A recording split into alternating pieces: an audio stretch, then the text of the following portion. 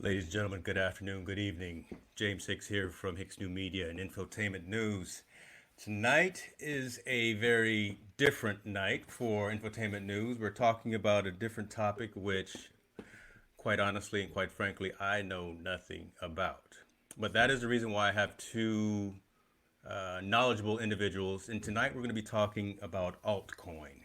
Altcoin, alternative currency, not just your Bitcoin, but other types of currency that's available on the market. And it's a relevant topic. And for that reason, I've brought two folks on who have some experience with that. So let me shut up and let me bring them on screen, on camera. Ladies and gentlemen, first we have Andrew and we have Eric.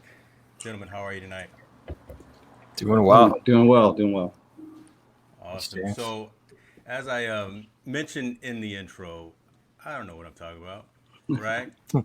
But I wanted to have this conversation because I think it's a relevant conversation. I think that there are folks who are interested in this. Well, I know that there are folks who are interested in this because, look, every day at work, I'm sitting here with CNBC on and the TV behind me, and alt currency, cryptocurrency is a topic that is brought up frequently.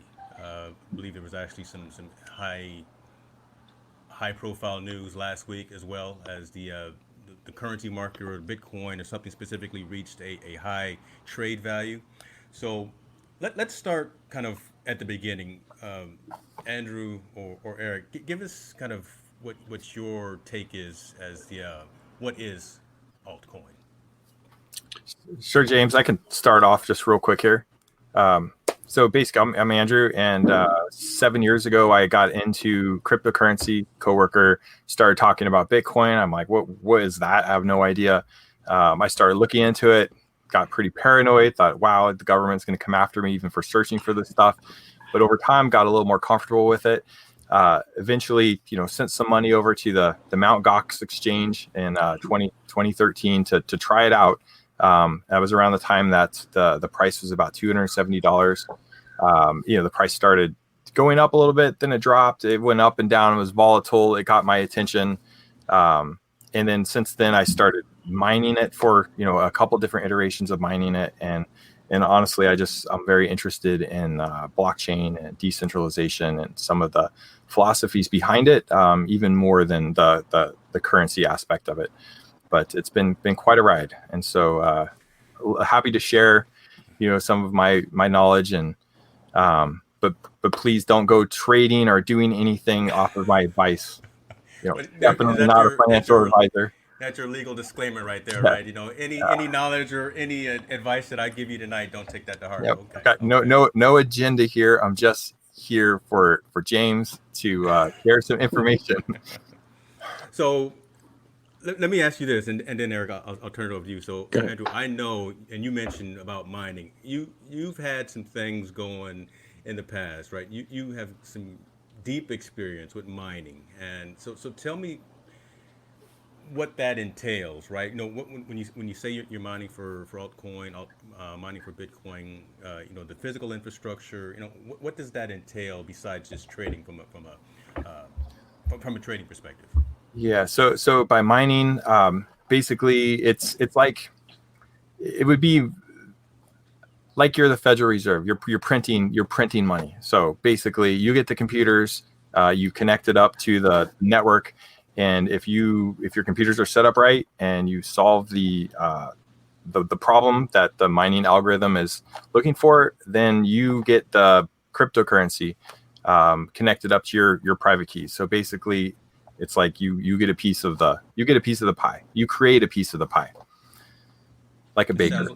It sounds like SETI to the nth degree, right? So I've done all of the SETI stuff, right, and trying to help solve medical algorithms. Have my CPU and doing those types of things. So it definitely sounds more involved, more resource intensive.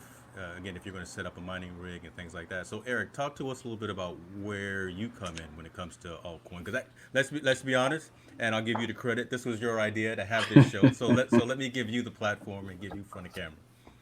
My disclaimer is also I am not a financial advisor, and I'm merely on the trading end of this this. I don't know what do you want to call it, of this adventure.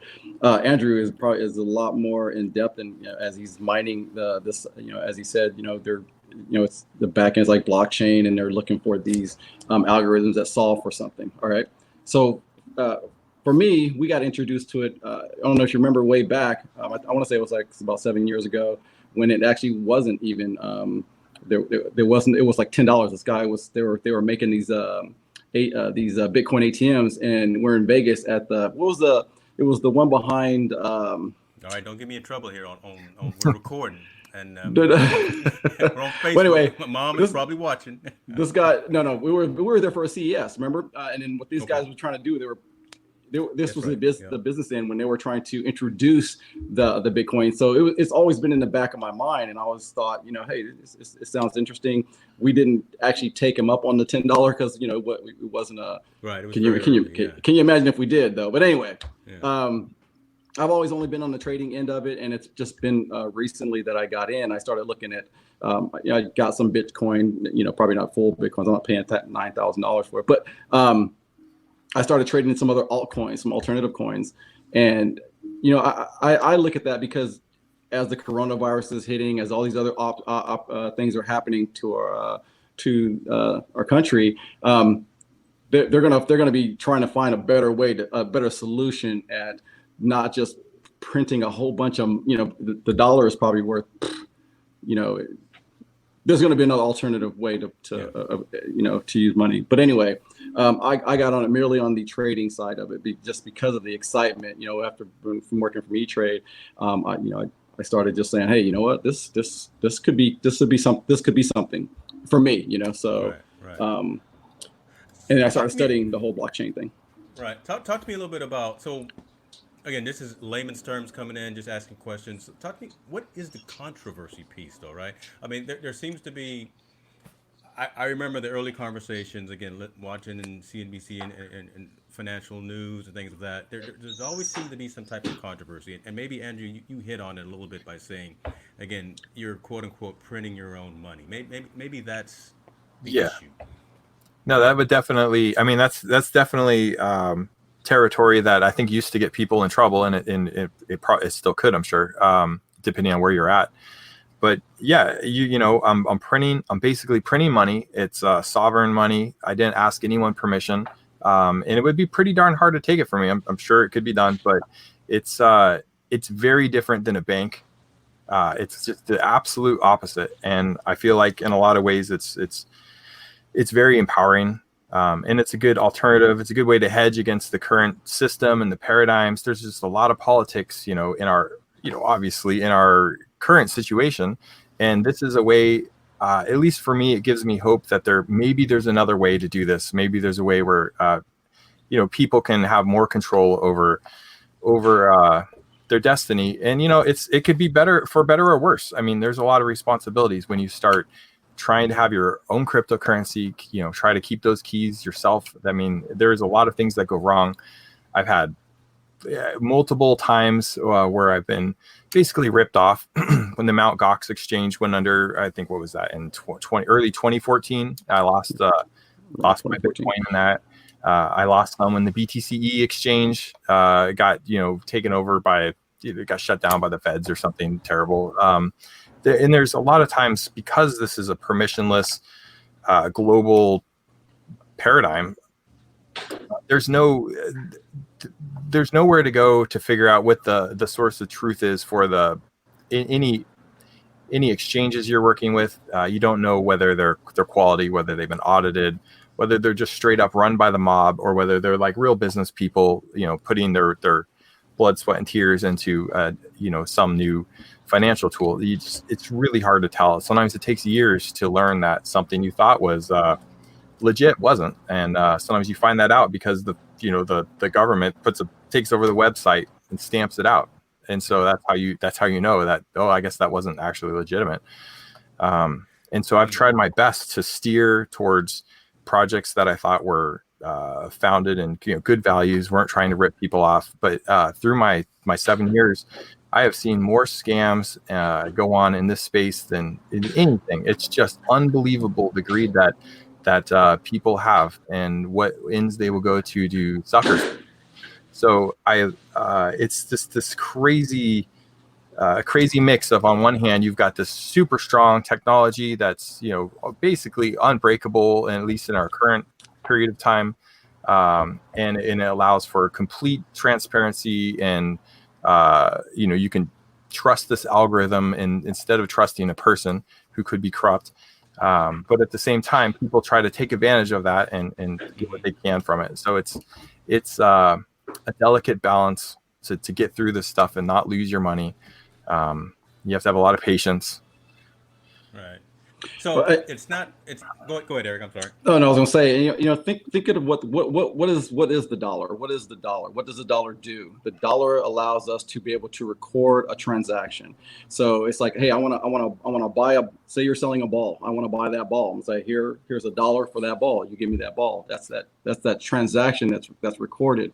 And Andrew hit it on the head. You definitely want to do your research, because what I tend to look for are coins or programs that actually solve for a solution. Let's take, for instance, the cost.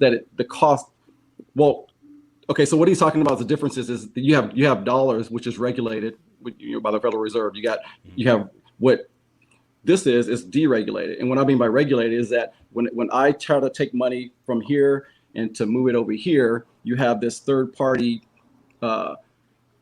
process that says, hey, you know what? He wants to move some money. I don't know if you've ever seen it, like you have an electronic transfer of funds, but if I go from one bank to another bank, sometimes it costs money to move it over. Sometimes it just takes, for electronic, you think, oh, wow, why does it take 3 days if I'm moving this money electronically?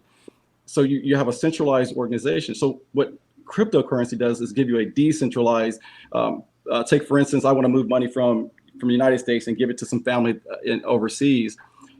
If I use Swift or any of these other wire money, it just tends to be expensive. I'm going to send $20 over to my friend. By the time it gets to them, they probably got $16 after all the fees go through.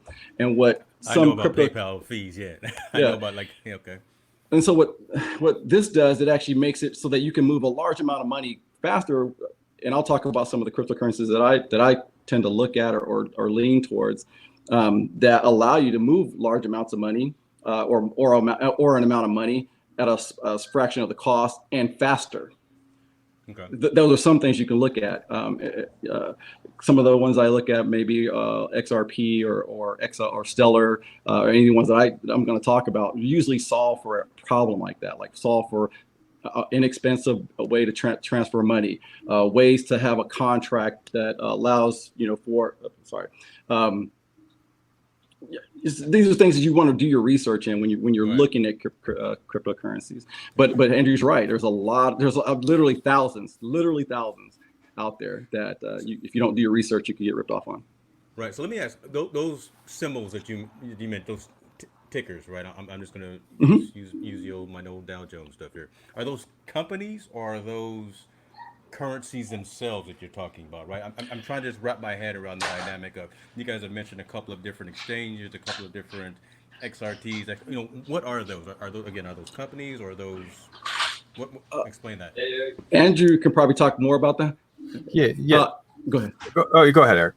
No, again, from the standpoint I am, when I look at something like XRP, it's usually, and again, Andrew, correct me if I'm wrong, XRP is the actual currency, which XRP is they call it Ripple. Ripple has ties to the bank, so it's the bank's network, and they've created this. But I think what it is the software that pushes that is behind that or in front of that, if you will, is XWrap or something like that. So I'm not really sure how the mining portion of it goes. So the XRP is actually the exchange itself. The cryptocurrency, correct? Okay, so it is essentially one of those altcoins, similar to Bitcoin. Okay. Yeah. It's a similar to not. It's an alternative coin, correct? But as far as the back end, I know XWrap is the tool or programming that, if you will, that they're using to transfer the funds or transfer the money.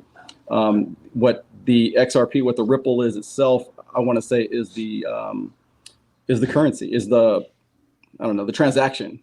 Okay. I don't know. You probably know more than I will, Andrew, about what that is front end. Yeah. So I've following the stuff for a long time. So in the beginning there was Bitcoin.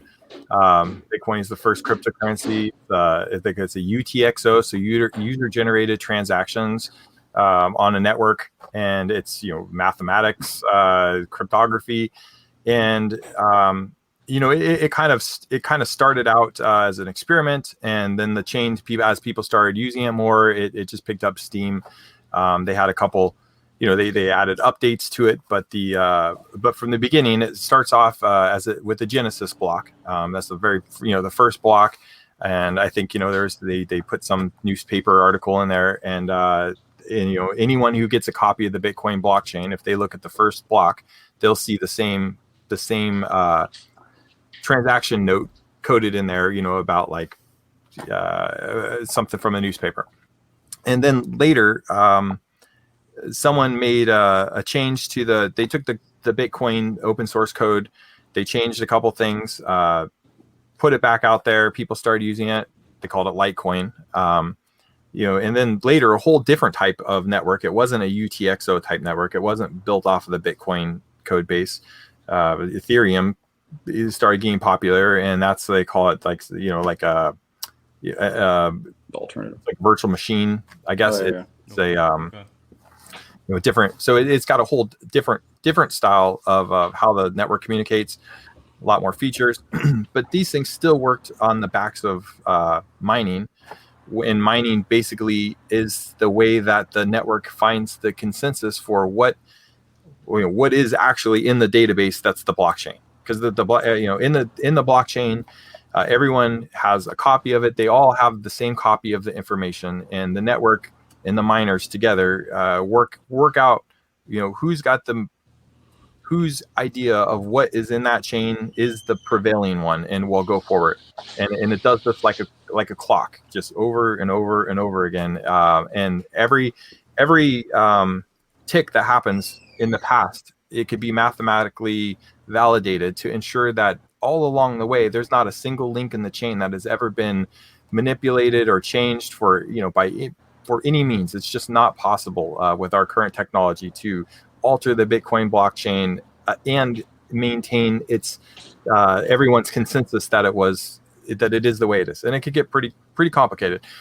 But not all cryptocurrencies are mineable. There's a bunch of cryptocurrencies that aren't mineable at all. And in fact, what they really are databases that are centralized and controlled by usually a very small number of people. And they can make a lot of money off of this stuff, and they're able to market it heavily. And exchanges get paid money to list cryptocurrencies. So sometimes cryptocurrencies that I would basically say are a complete scam end up becoming massively huge. Once they snowball enough that enough people are making money with it, it's so many people are paid off that no one wants to call it out.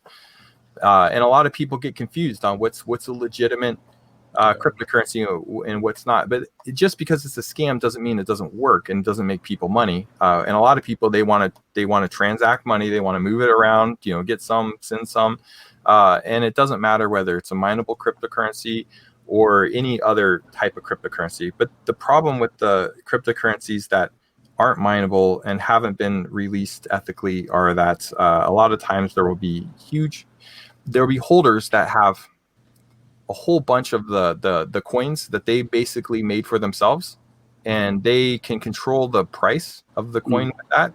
They can also dump it at any point and wreck all of the people that are involved.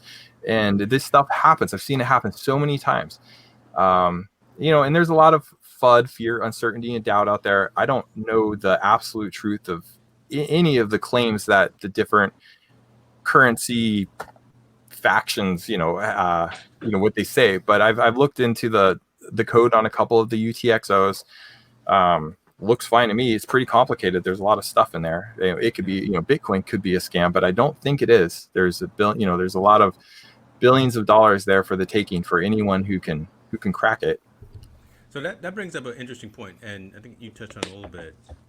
Can you transact with Bitcoin? Eric, I think you actually mentioned something to me about a week ago, right? You were actually literally able to go somewhere. AT&T. There you go. Right. I paid my Real place. AT&T. Well, I mean, they called it BitPay, but I actually paid my bill with BitPay. If you go into AT&T, it gives you some options how you want to pay: credit card, your bank, and BitPay. Mm-hmm. So that's pretty cool, right? Mm-hmm. So I think Overstock as well. Overstock has a I don't know if it was called BitPay. I'll log back into my account, but I didn't use it in Overstock, but I did use it in my AT&T.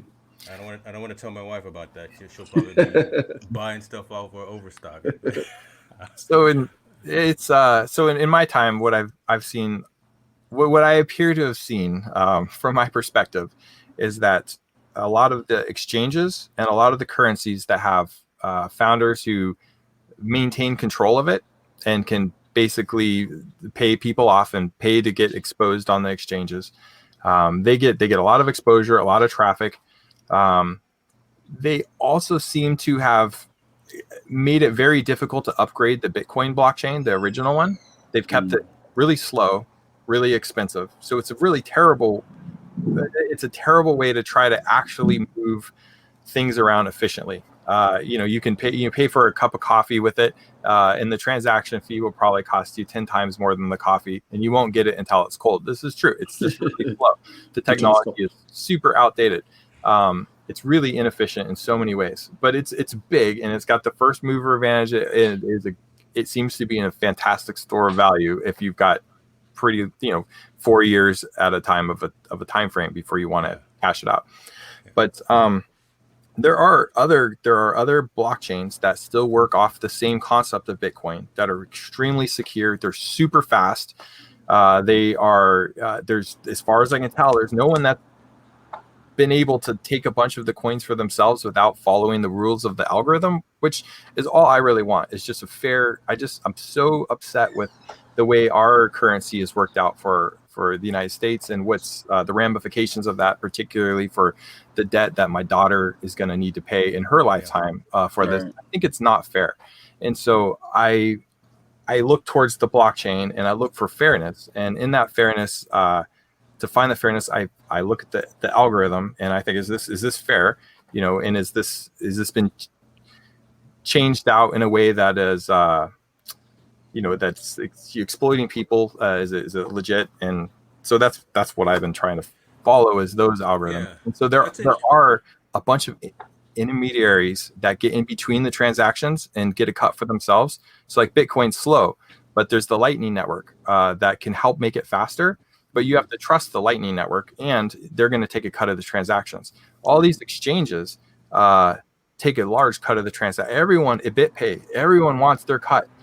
There's even like the equivalent of the Federal Reserve just printing maybe fake money and putting it into the Bitcoin network in order to enrich themselves as well, like this USDT tether. There's a whole bunch of controversy. So it's crazy land out there. But there are actual cryptocurrencies that work in a decentralized, totally authentic fashion that are super fast, and they're here now, and you could just use them, but you won't find any of the news sites talking about them. That you won't find them listed on some of the most popular exchanges. And there is definitely a controversy, but it's about who is on the take and who is actually legit. And I think it's almost like a war going on. Yeah. Well, it's I don't liken it to the Wild West or anything, but I think one of you even said the fact that it's unregulated, it's folks, kind of like you mentioned, Andrew, who are fed up, right, with the way that the Federal Reserve, politicians, just the way that things are being regulated today, finding an alternative means of still having currency, of being able to transact. You're on the leading cusp of that. I think. I mean, again, you said you started 7-8 years ago, almost a decade ago. So you've seen the good, the bad, and the ugly, and now it's starting to again become more and more. I don't want to call it mainstream because I don't think it'll ever be mainstream, but it'll be more and more recognized. And I think so. Eric, you kind of got in not too long ago, right? You haven't necessarily been in over a few years, but what drew you to looking at alternative coins? What drew you into it? Was it the ability to the economy, how we're printing money like it's nothing? I mean, I mean, there has to be some alternative, like you said. I mean, is this what's going to happen to our children. We've printed so much money, and what do we have to back it up? All these dollars, and then with COVID, and then printing another $1 trillion of putting it out there has to be a better. So I've really just been kind of dabbling in it and trying to see, like you said, I don't know. I think what an opportunity is, though, is for someone to create a layman's term so that we can understand, hey, what the algorithm should look like, and what, if is this fair? Because like I said, I'm going by just researching. I'll look at stuff like even though it's the decentralized, the two that other than Ethereum, because Ethereum, I've been trading in Ethereum and in Ethereum Classic, but other than that, it's been XRP, Ripple, and also Stellar. In my mind, XRP is still kind of tethered to the bank's network.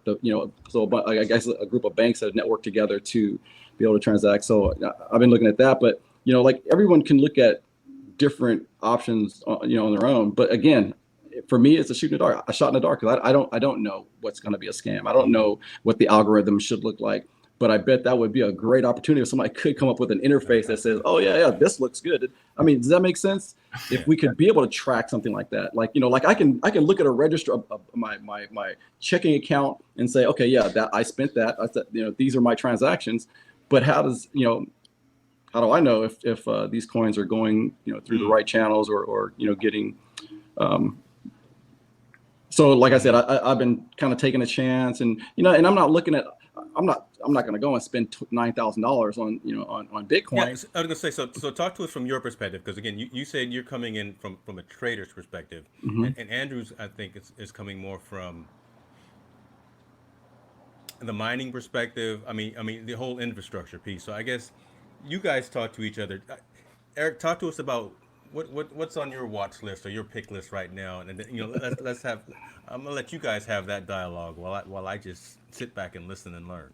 Well, two of mine are on the top 12 list, and they got a ranking here. The sites that I look at is CoinMarketCap.com and MarketCap.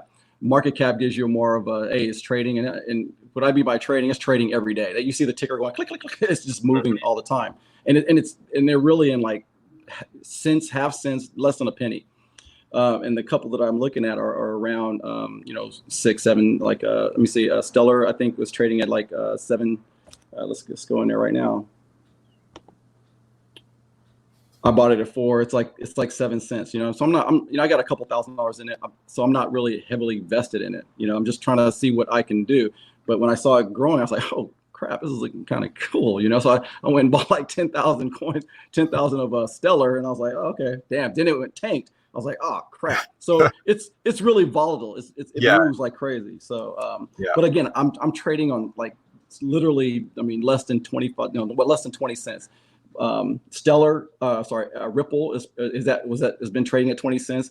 The latest one I looked at is Zero X, and I bought that. It was like 20 cents. Then when it shot all the way to 45. So for me, it's exciting. Coming from E-Trade, I'm thinking, okay, I've never seen volatility like that.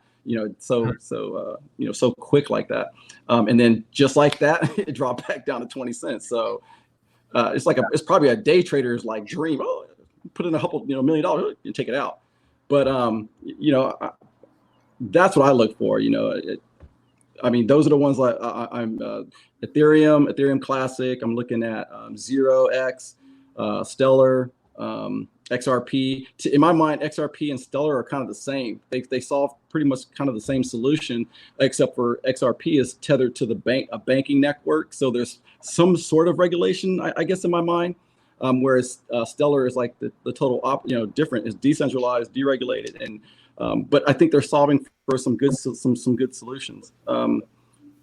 That's me. Again, I'm not a, I'm not, I don't understand it as much as Andrew does in the back end, but that's what I look at. Well, you told me to install an app. What was that?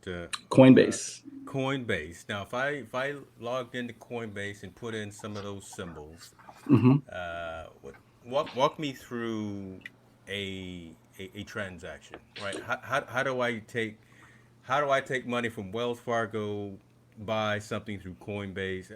Walk me through. You connect your card to it.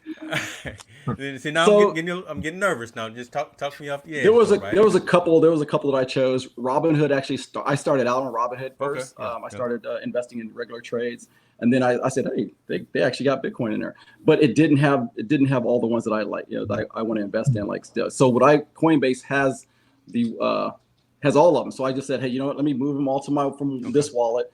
Now I can see them all here, and I can keep all my regular trading in my Robinhood. For my paper stocks. Yeah. So I got in Coinbase, which allows you to create an account. You have your wallets for each currency that you purchase, and then I basically connect my card, my Wells Fargo, if you will, to the Coinbase, move some cash over it. The exciting thing is I've also kind of sold some of the coin, and then actually can bring it back to my bank account. So you still have that movement there in Coinbase. I'm not sure about any other wallet. I think there's some wallets that really don't give you a lot of that flexibility in my mind. Like one of the ones with the browser, Brave. Brave has a coin that backs it up called BAT. I liked it at first because it was part of the whole Google. Brave is a browser that looks like it looks like Google backend. I want to say, because every time I look at the backend, it's like it says Chrome. So so it's Chromium in the back. Okay. Yeah. I think it's an Ethereum is the backend. BAT is an Ethereum code. Andrew, you can back me up on that. I don't know. When I look at BAT, that's when I started looking at it, because it was part of the whole Ethereum family, Ethereum. And then I said, let me try this, and it didn't move as well as I thought it would. But then when I got out of it, I actually converted my BAT into Bitcoin, just so I can have a little more leverage in Bitcoin. So I do hold some Bitcoin, just not a lot. It's what is it? You can, I'm not sure how it is, but like it's like if you think of Satoshis as like pennies to the dollar, I think Satoshis are like the pennies to the Bitcoin, or half parcels. Is that correct? See, you're dropping a whole lot of slang here, or a whole lot of insider financial lingo. Again, I could talk to you about storage deduplication ratios and SSD and NVMe and those types of things. But now, Andrew, in layman's terms, please. You got all the IOPS, man. Yeah, I can talk to you about that, right? Yep. So I guess from the kind of a little trading history around cryptocurrencies. It started off where you just have Bitcoin. Some of the first transactions were between users. The network, basically these networks run on the backs of running a wallet. It's kind of weird, but the wallet is actually the server that you would have on your computer. And if you're going to run they call it a full node wallet, you have this application called a wallet running on your computer. You open a port in your firewall, and it sends out a network broadcast to whatever other nodes are in a seed list, and it's kind of like a BitTorrent kind of. It gets around to letting everyone else know where everyone else is at, and they all start sharing the ledger and validating that the ledger is indeed mathematically makes sense. The cryptography puzzles fit together, and then that's the wallet. So when you have a wallet, you're not actually having.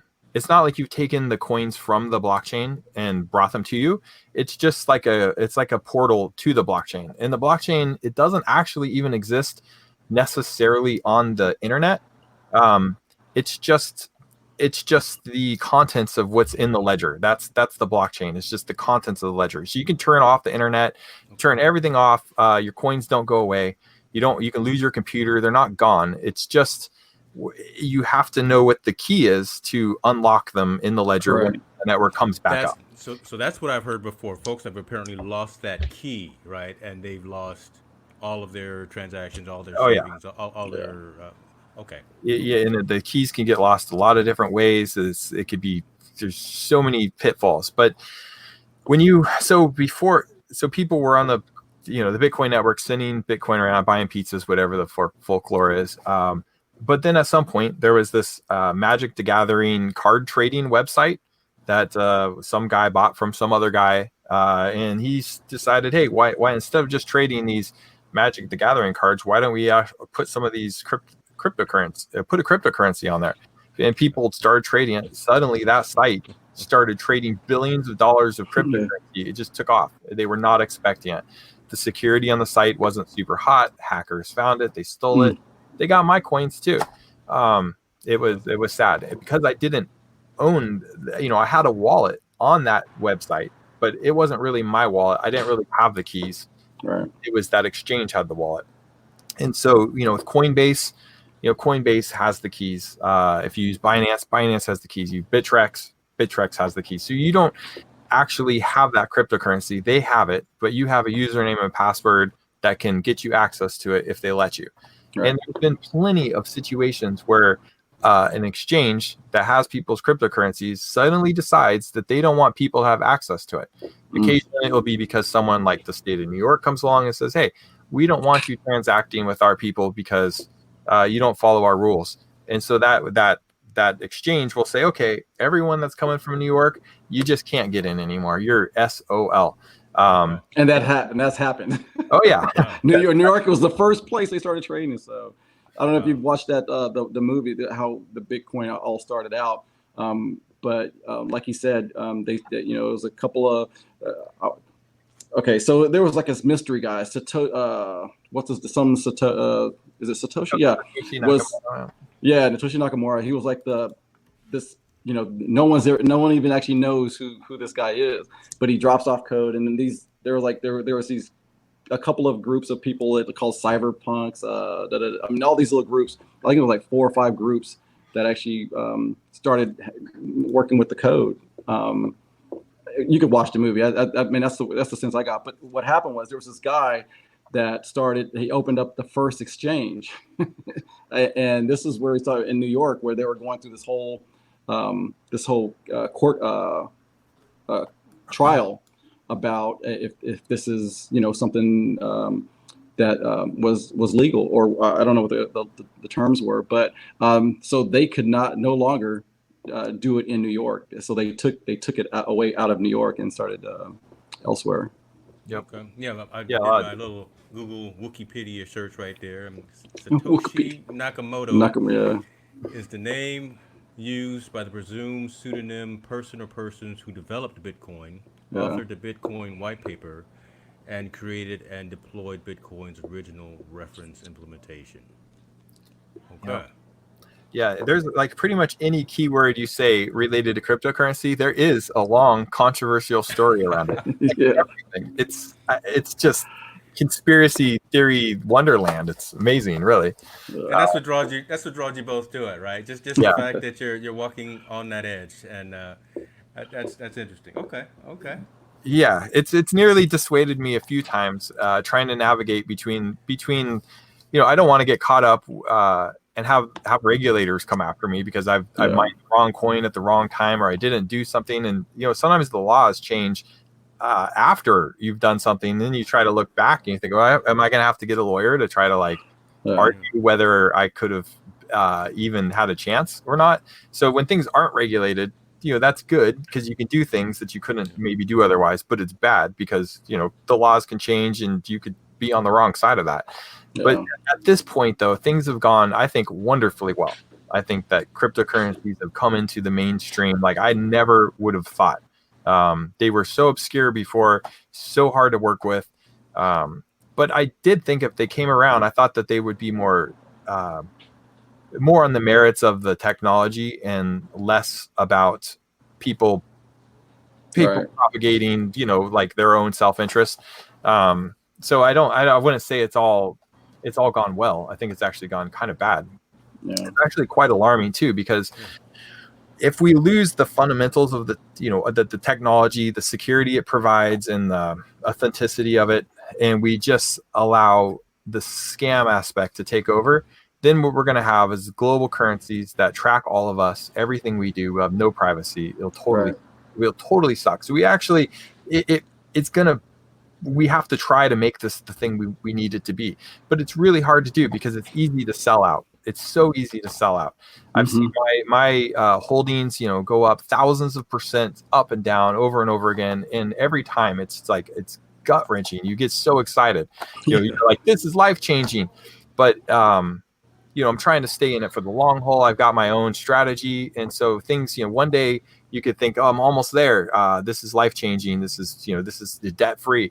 And then soon after you're like, wow, it just lost 95%. I can't believe it, and it's got to go up 10,000%, to make it back.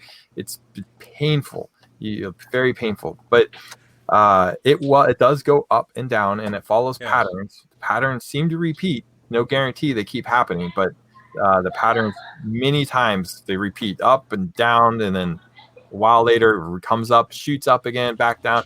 But every time the floor is a whole nother level higher and higher and higher. And it's astounding the amount that it goes up. But I would say, so if you go to CoinMarketCap and you're looking at coins, the coins that I would be looking at, there's a little drop down on the CoinMarketCap website that says, is this a mineable coin? And if you click there, it used to be all of those coins were mineable. More recently, I think the company Binance, the exchange Binance, bought CoinMarketCap and started to put their own currencies that they actually don't mine and control the market cap of, what I would call a total scam. They put those into the mineable list. They now own CoinMarketCap. It's getting harder for the data aggregators for a regular person to have access to information that is actually not been manipulated, that is not up to catch you. So, and the other thing is, I don't want to dissuade people from going out and experimenting with this stuff and having fun with it. And if someone, and there's a lot of money to be made in currencies that you may not understand how they're really working. And if it's going up, it's going up, and that's got to be enough for most people to have some fun with. But if you get really serious about it, I would look at the mineable cryptocurrencies, look at things like Bitcoin, but not necessarily Bitcoin.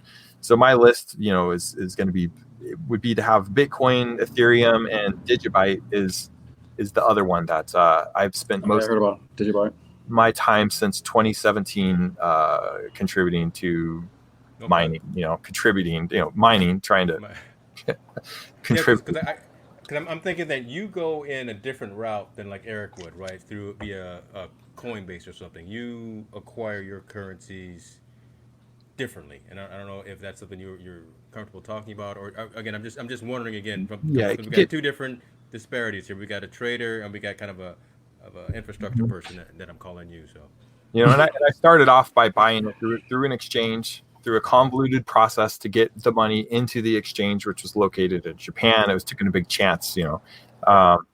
It's a lot easier nowadays. But so the mining route, it's kind of gone into more of like an industrial level. Like I'm not even mining right now. I've got mining machines that I've got turned off. They're profitable, but I just don't want to deal with it right now. It's just not that profitable. So I'm just holding off, I've had a whole, just to hold my bags, hold them tight. But if someone was going to go try to get into cryptocurrency now, my recommendation would be that they sign up for the Bittrex app. Bittrex is an exchange. It's based out of Seattle. It's still, centralized. Right. So, it's got all those things that aren't going for it.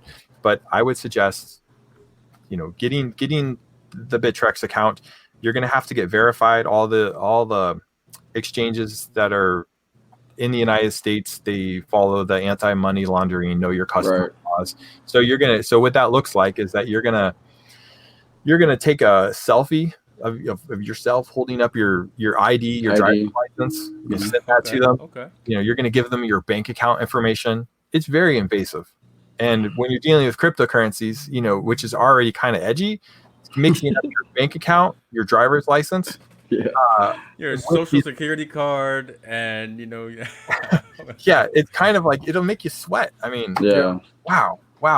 And then when you start trading, you've got to remember that I don't know if anyone can understand the tax laws exactly. I don't. Right. I try my best, but it's if you're working with a lot of money, be prepared to find some kind of tax professional or get really good at reading laws and be ready, because every transaction If you're going to have to track the profit and loss. If you're trading a lot, it could be a lot to track. And I don't think they're double dipping, every time. If you end up with profit, then you got it. But you can screw yourself pretty hard, I think. So I wouldn't recommend doing lots of transactions. I would be very laser-like focused, like get into the exchange, get validated, buy a currency, set up a wallet on your phone, like with Digibyte. You can install the Digibyte wallet on your phone. You can install the core wallet on your Windows box or your Mac or whatever. You go to the cryptocurrencies main website. If you can even figure out what that is, look on Wikipedia. It might be right, it might not be. But start with small transactions. Buy a little bit. Set up your wallet, and then you withdraw from the exchange to your personal wallet. Right. In the wallet, before you withdraw to your wallet, in the wallet there's a button to make it encrypted, and you'll type in a seed word, like a password that unlocks your local wallet. That's not your private key. That's just the password that unlocks the private key. And then you can, in the wallet, it'll tell you your phonemic words or whatever. You'll get like 12 words. Yeah, 12 words. And then later, if you need to restore your wallet, you just need those words. So you take those words in your passphrase, you put them in the safety deposit box, or you bury them somewhere in the forest with GPS coordinates, and you burn that phone, right? Or whatever you do. Whatever you got to do, right? Computer, you don't need a USB stick. All you need to do is write words down, right? And you can't forget the little seed phrase, the passphrase to open up the wallet. Then later, if you pick the right kind of currency, its API, it won't change. It will still work. Bitcoin from the beginning, it's the same stuff to unlock your the private key, the private key structure, the database structure, whatever. It doesn't change. If you pick the wrong stuff, you won't be able to restore it. It'll change. It'll just be gone. So you got to pick the right stuff. And the mineable coins and older mineable coins. Bitcoin is the real deal. Even if it has been kind of hamstrung and made slow and everyone fights, Digibyte seems to be the real deal. I don't think there's anyone who has too much of it, and it's just pretty well distributed. You want it to be peppered around so that no one has too much, except for yourself, if you can make that happen.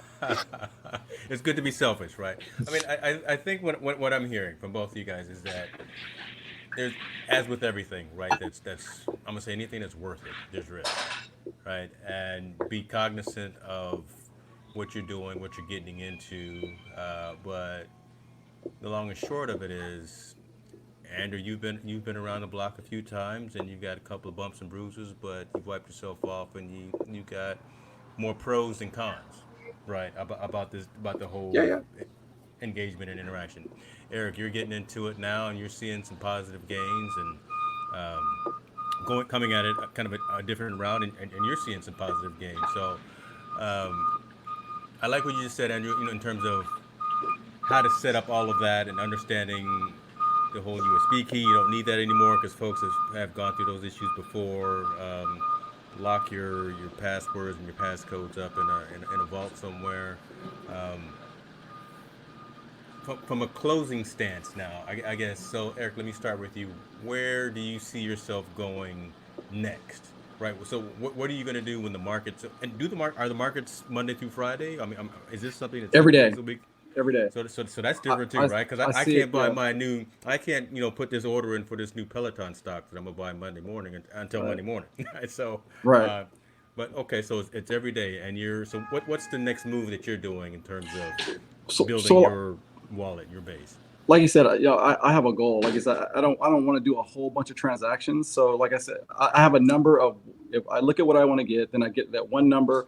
And then for me, it's going to be long term. And again, I look at this as an opportunity because even though it's not like you said, mainstream or something that we're doing right now, it's education. So, now when people are looking to say, hey, how do we do this when it becomes mainstream? If it becomes mainstream,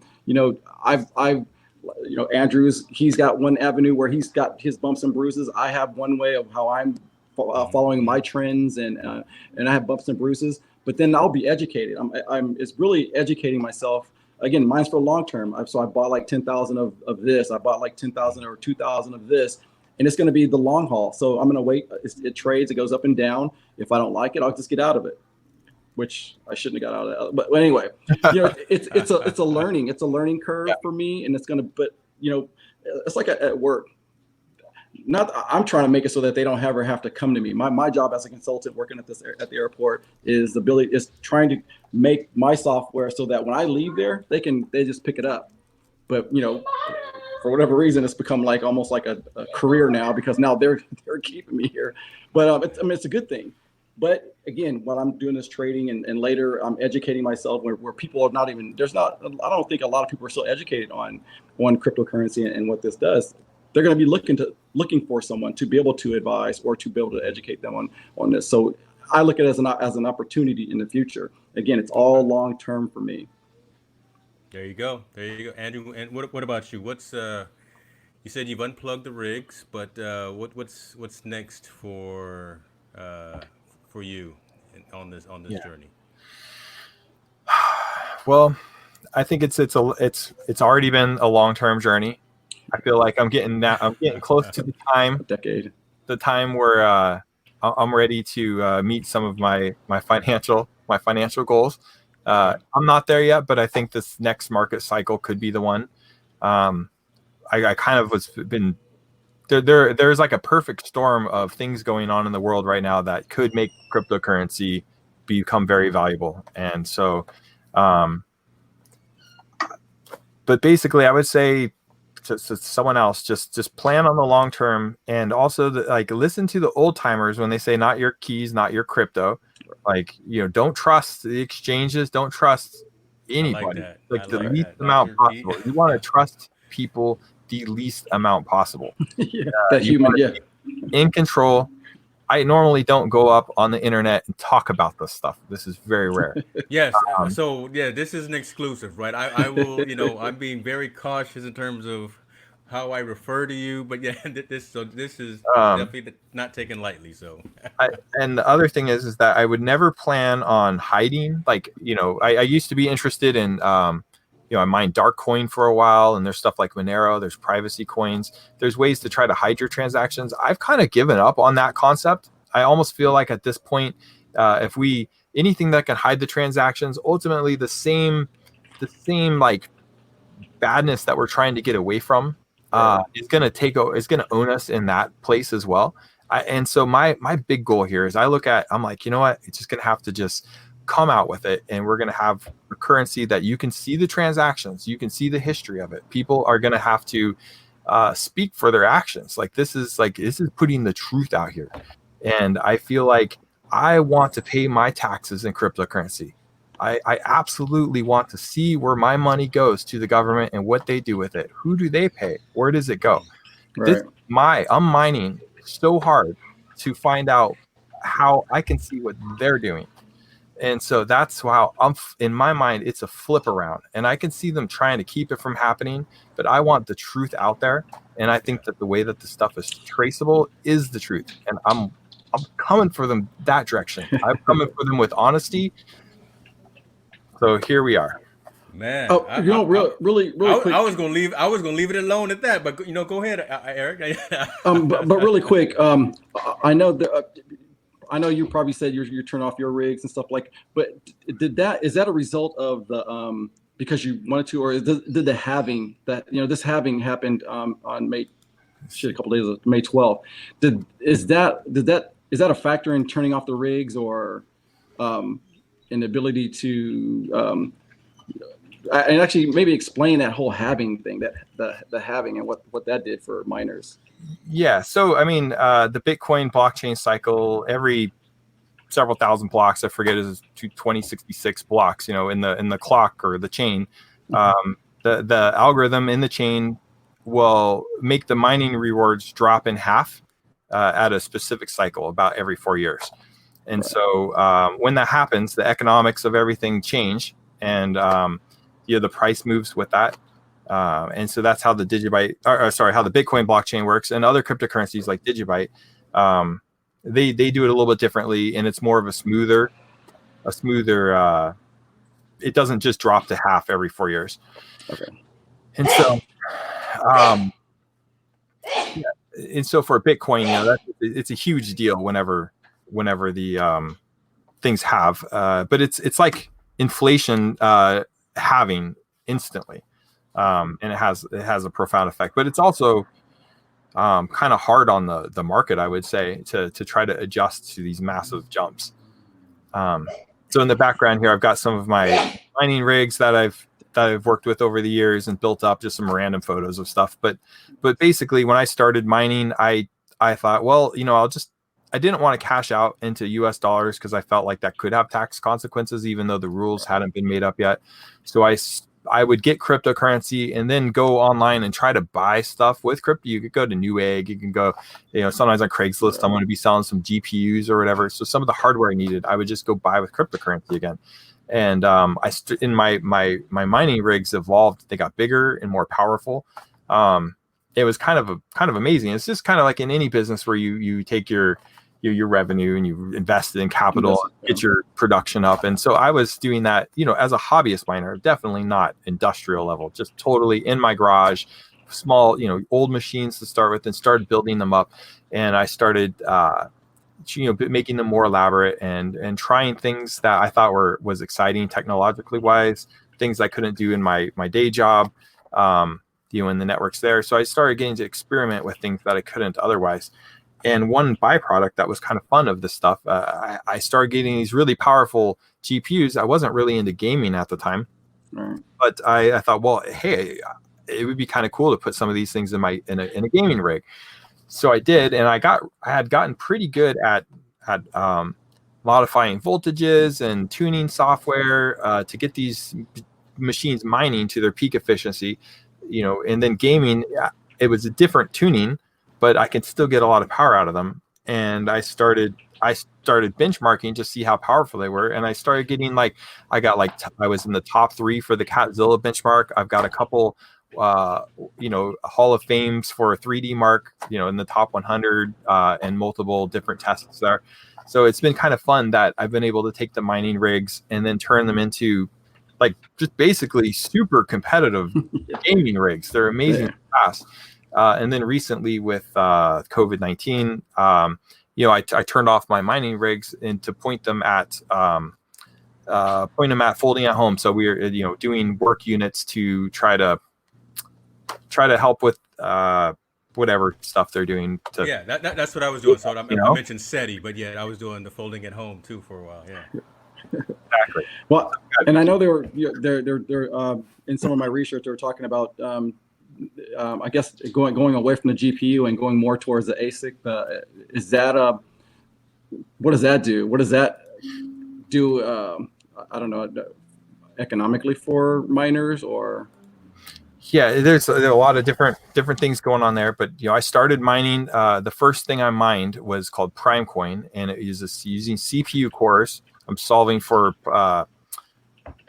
these prime number, chains of prime numbers, which is weird mathematical stuff. It used to be, they're just these hashing algorithms for mining are just, they're created to be hard to do, and that's part of how the security of the blockchain works. So that stuff worked well. CPUs. Then later there was more profitability if I was mining mining Ethereum and Darkcoin with GPUs. GPUs are a little more simple than a CPU, but there's more cores and you can do more work. So that works out. But they use a lot of energy. It's using a couple hundred watts per GPU, and if you've got 8 of those in a system, it's a lot of power. You get limited in your garage by how much power you're comfortable running and paying for, and it gets pretty expensive. It gets hot, so it's loud. So it's kind of insane when you actually get a full mining rig running. It's crazy making. But it's amazing just to see the thing there working away and hearing ching ching ching, and you're not, and it's just wow, this is great. Weird and great all at the same time. Every millisecond you're making a couple extra nickels. I love it. Yes, yeah. And then there's also ASICs, and ASICs are they take the instruction set and basically program them. They put that into hardware that's been created that could only do that specific math problem. They're really useless for anything else. So ASICs are kind of like a big waste of like silicone, which and power, but because they're just for mining, they're not dual purpose. So with GPUs, I was buying a lot of kids use GPUs that they didn't think were hot anymore, but the inside, they were still pretty relevant for me to mine with, and I got to get some extra use out of it, and then still be able to sell them. And they usually still work. It's right. And so there's also FPGAs. So I moved up from CPU to GPU, and then I skipped the ASICs. I don't like the idea of like a throwaway miner. I feel like that goes against something inside of me. I'm like, nope. But the FPGA is like an ASIC, but it's fully programmable. And these are the kind of chips and systems that you find inside, like, I don't know, your Tesla or whatever, that's running some, it's running different parts of a system. And so and these things will solve problems with very little energy. And Digibyte has like 5 mining algorithms that are part of it. And so one of those is a new one, and you can mine with FPGAs against it. But what this means is that my mining rig only uses 64 watts instead of 1,500 watts. And the parts, when I'm done with it, can be sold again for people to do whatever they want. They're like these Intel, Nano DE10s. But one of the issues is that when you do, like, the mining is constantly changing from out underneath you as industrial miners come into the game when the profitability is there. People like me, like, there's no room for us anymore. We get squeezed out. But good decentralized communities, the miners don't, the industrial miners don't speak on behalf of the constituents. They might have a lot of mining power, but we can still, while we still have an edge, before they take over, we can say, hey, we're going to change the game so that they can't beat us. And so we change it out, and we keep changing it so that we try to stay. It's always going to be a moving target to stay one step ahead of greedy people that are going to try to take it from you. And so we work together to stay one step ahead. And that's where the FPGAs and ASICs and GPUs and CPUs come in. There's the community aspect of it. Boom! Just blew my mind again. Hey, I bought on folks who would talk about this because, again, this was a interesting topic, and I am just going to say I have more questions than I had before. I will say that, but I'm clearer than I was when we started, right? Just doing my own research and trying to figure out how to narrate, produce this particular segment. So I'm gonna do some homework and do some more investigation. Who knows? We may do an altcoin V2 here to talk a little bit more about this and get a little bit more into some background. But on that note, I guess I would say, gentlemen, thank you for taking some time out of your evening to talk about what I can definitely tell both of you are quite passionate about, right? I mean, you see that there is potential good in doing what you're investing your time, resource, money, all of that into, right? So, I mean, that has to be commended, that has to be recognized, that has to be respected. That being said, if anyone wants to get in contact with you, individuals, Andrew, you probably will be hush hush on that. So I may just take you off camera right now. But Eric, we see you got you're showing your Twitter ID, your handle right there. How can folks at least get in contact with you in case they have some questions about this? Eric at ericbergs.com. is one way. That's probably the only way. That's probably the best way to get a hold of me. But again, I don't have that background that Andrew has. I'm merely the front end, and I don't give financial advice. But no worries. But like you said, you gotta do research. You can't. You have to see for yourself. Again, I mean, hopefully there'll be a point to where this becomes something that we can see, potentially see as a way to, I don't know, change our economic pattern, I guess, if you will. Yeah, but that's a good point. yeah, who knows? Right now it's still up in the air. I love it. I wish you guys well. Who knows? You may get me. I installed the app. I haven't set up an account yet. I'll figure something out. I'll go to you, more knowledgeable individuals before I put any nickels into the system, because before I get in trouble at home, I can't. Yeah. I got college to pay for right now, so Daddy can't buy too many more toys. But, on that note, gentlemen, again, thank you very much for your time. Thank you. I appreciate you. Thank you everyone who logged in. James Hicks here from Infotainment News. You can follow me at James Hicks on all social, and we will see you for next episode. You guys be well. All right. So